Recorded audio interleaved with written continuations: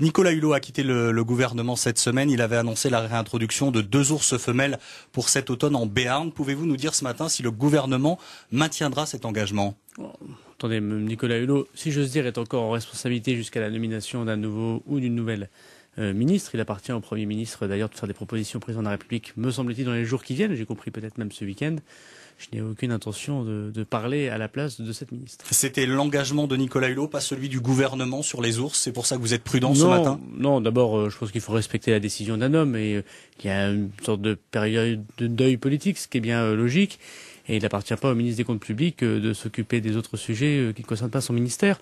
Moi, donc Nicolas Hulot était seul sur la question de l'environnement, c'est non, ce que vous pas du confirmez tout. ce matin. Je voudrais simplement vous dire que moi, en tant que ministre du Budget, j'ai eu à voir pendant 1 an la priorité qu'a donnée le président de la République sur la question écologique qu'aucun gouvernement n'avait autant donné. Depuis la création du ministère de l'Environnement sous Valéry Giscard d'Estaing, ça commence un petit peu à dater désormais, c'est la première fois qu'un président de la République comme Emmanuel Macron a augmenté les crédits, pour parler du budget, de 850 millions d'euros en 1 an. Pour l'ensemble de la question écologique, c'était effectivement une grande priorité, comme le régalien pour le président de la République. Je respecte la décision de l'homme, mais je peux vous dire que l'environnement, l'écologie est au cœur du projet d'Emmanuel Macron.